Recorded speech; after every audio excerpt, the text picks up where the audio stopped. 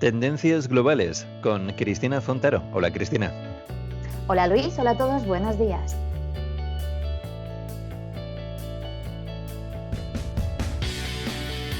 Tengo interés y curiosidad por saber dónde localizar en el mapa algunos países que a veces conocemos por las noticias, tienen, vamos a decirlo de esa manera, algunos problemas interesantes.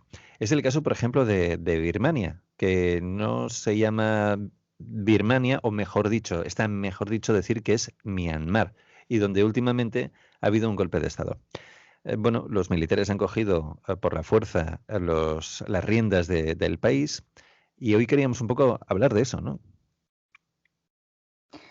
Sí, porque últimamente lo que se escucha mucho es eso de fraude electoral, ¿verdad? Da igual si lo escuchamos en Estados Unidos, como ha sido a principios de año, como si ahora lo escuchamos aquí en Myanmar. Es decir, es la excusa o la razón perfecta que da cuando uno no está de acuerdo con los resultados de las elecciones. Pues bien, al igual que en Estados Unidos hubo elecciones el noviembre pasado, en Myanmar también hubo. No el mismo día, eso sí. Fueron el 8 de noviembre. Pues bien, ¿qué sucedió? Que en el caso de Myanmar tenemos, digamos, un régimen que es medio militar, medio civil ahora mismo. Y bueno, pues los militares no estuvieron de acuerdo con el resultado porque, como podéis imaginar, pues eran desfavorables hacia ellos. De hecho, el partido que era civil y que había estado en el gobierno hasta ese momento pues obtuvo el 83% de los escaños, es decir, 396 de los 476 escaños que hay para repartir, lo cual dejaba a los militares con solo 33 escaños. Ante esto, pues bien, ya había rumores de golpe de Estado. Los que no estábamos atentos, pues las noticias del lunes nos sorprendieron, pero en verdad ya llevaban días diciéndolo. Primero porque desde noviembre, de hecho desde octubre ya había ese malestar y de hecho los militares ya no dejaron que las minorías étnicas, la musulmana, votara. A partir de ahí ya hubo problemas, justo antes de noviembre. A partir de que se saben los resultados, ya no acaban de convencer a los militares. Y después intentaron por una vía un poco más pacífica, es decir, usar al Tribunal Supremo para decir que los resultados no eran correctos, llamar a ese fraude, pero bueno, no fueron escuchados y entonces dijeron, si no nos hacéis caso, pues vamos a tomar medidas. Y rodearon al Parlamento, de manera que horas antes de que se inaugurara pues, el Parlamento con los nuevos resultados electorales, pues se terminó todo, se terminó ese experimento de cuasi democracia y volvimos a tener un régimen dictatorial. Fíjate que estaba mirando un poco de información respecto a lo que es Myanmar y da la impresión de que a lo largo de su historia ha recibido muchos golpes de Estado, pero en general muchos golpes que no ha sido fácil un poco encontrar la estabilidad. En el mundo en el que vivimos, y esto es una reflexión tú me corriges o me dices a ver qué opinas, ¿no? Esto es un poco como un embudo. Cuando más te acercas o cuando el poder se concentra más en menos manos o deja que participen menos personas, pues suceden este tipo de cosas. Quizás no como antaño, pero la gente aquí dice, a ver, que no venimos de acuerdo. Y también tiene bastante sentido. Cuando el poder se quiere aglutinar en pocas manos y además de una manera un poco forzada, parece que las cosas no van a ir bien. Venimos de como comentas, de una situación un poco que se veía venir. Has hablado de minorías étnicas. Eso de dejar de lado a algunos tampoco no parece que sea una buena forma de jugar, ¿no? No, y de hecho, esto del experimento democrático tenemos que remontarlo bastante atrás. E incluso yo te diría que nos deberíamos situar en la situación que hubo después de la Segunda Guerra Mundial, es decir, en el comienzo de la posguerra. Y en toda la región, de hecho, no solo en este país, sino que deberíamos poner el foco a toda la región del sudeste asiático. Porque una vez se terminó la Segunda Guerra Mundial, bueno, pues digamos que se vivió un momento muy, muy emocionante en el Pacífico Asiático. De hecho, los países en ese momento, por fin, muchos de ellos dejaron de ser colonias y, bueno, pues se vivió un momento de independencia que todos deseaban. Y pues se intentó eso de que conseguir gobiernos mediante elecciones populares, ¿no? Y de hecho se convirtió en una opción natural de todos los estados de la región. de forma casi universal, incluso podríamos decir que se proclamaron constituciones modernas y liberales. Entonces tenemos aquí una época en que, ¿sabes?, había ese pluralismo, ese intento de vamos a establecer instituciones democráticas. No obstante, por una razón o por otra, que de hecho hay distintas teorías que intentan explicar el fenómeno, ya podría ser por un efecto dominó o por un cambio de la sociedad o incluso por un factor cultural de la región, pero podemos ver cómo los distintos países fueron cayendo bajo regímenes militares. Y de hecho eso es lo que pasó en Myanmar. Una vez Myanmar en 1948 consigue su libertad y su independencia, bueno, pues tenemos este régimen así más democrático, pero en 1962 es cuando se da el golpe militar que ha durado hasta bien y bien día de hoy. Pero no es el único.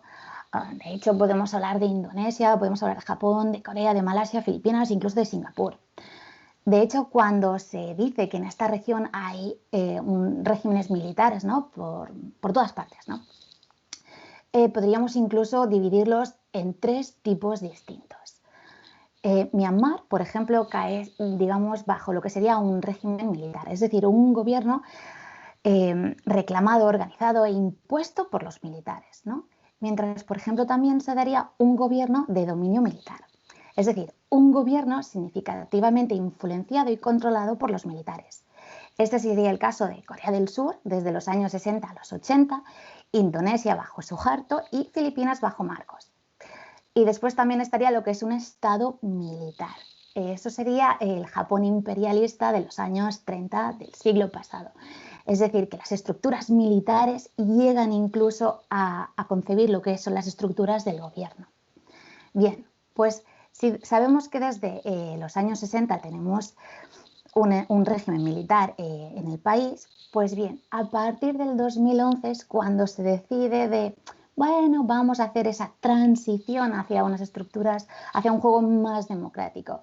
De hecho, es interesante ver cómo lo llamaron los militares, ¿no? Lo llamaron democracia floreciente de la disciplina.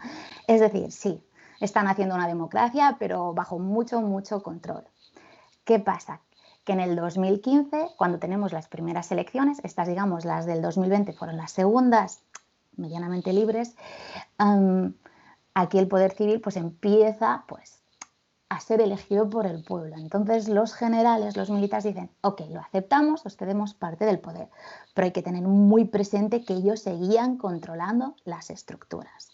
Entonces tenemos una líder civil de facto, que también fue justamente premio Nobel en 1991 por llevar 15 años de arresto domiciliario. Entonces, hemos tenido este pequeño experimento, pero ¿qué ha sucedido? ¿Qué pasó en 2015 de, ok, os cedemos un poco de poder, al 2020 el 83% de los escaños les pertenecen a ellos? Es decir, la población realmente está diciendo esto del régimen militar se ha terminado, habéis llegado a vuestro fin y no ha gustado. Entonces, aquí el papel principal y más importante de la líder de facto de Myanmar era concebir ese equilibrio entre el poder militar y el civil. ¿Qué pasa? Que esto no se va diciendo, pero por ejemplo, el general que ahora se ha impuesto, pues estaba bastante mosca con ella. Y de hecho su relación no era muy buena desde hacía un año, o desde hacía más incluso, porque se dejaron de hablar desde hacía un año. Es decir, si tú sabes que los militares han cedido ese espacio para que sea civil libre, necesitas realmente tener una comunicación fluida con la parte militar para poder mantener ese equilibrio y así que no retroceda todo. Pero bueno, aquí se ve que fallaron algunas de las cosas que están por detrás y que no se ven. Pues tenemos con eso que ha habido un codazo para que los militares vuelvan de nuevo a estar donde querían estar ellos, pero que no es donde quería la gente que votó. Claro, te pongo la pregunta difícil, ¿no? ¿Qué crees que vaya a A ver, poder pasar ahora, ¿no? Porque con este panorama, en un momento determinado, tenemos la fuerza militar imponiendo. Bueno, ¿qué va a pasar? es curioso que me lo preguntes porque buscando, ¿no?, en distintos artículos y en prensa asiática, occidental, bueno, pues había alguien de allí, ¿no? Un experto de allí que decía que es muy, muy difícil saber exactamente lo que va a pasar ahora, porque Myanmar es un país muy dividido, en que hay muchísimas armas, en que la gente tiene problemas para conseguir bienes de primera necesidad, entonces ni ellos mismos lo saben. Así que a mí me cuesta saberlo. No obstante, este golpe de Estado se ha hecho porque, según la Constitución del 2008, que es la vigente, bueno, pues los militares pueden declarar el estado de emergencia nacional. Según ellos, va a ser solo por un año y después de un año habrá elecciones libres otra vez. Pero bueno, son unas elecciones que van a estar, al menos digamos, bajo muchísima disciplina y entonces ellos van a controlar los resultados. Por lo que, bueno, de aquí a un año, si quieres, volvemos a analizar y vemos si realmente hubo elecciones o no las hubo. ¿Y cómo fueron estas? Evidentemente, en tendencias globales hay muchos asuntos que tenemos muchos puntos abiertos, ¿no? Porque pasan cosas y tenemos que estar intentando entenderlas, comentarlas y analizarlas también para vosotros que nos seguís. Gracias, Cristina, como siempre, por habernos acompañado también hoy y hasta la próxima. Nos vemos pronto.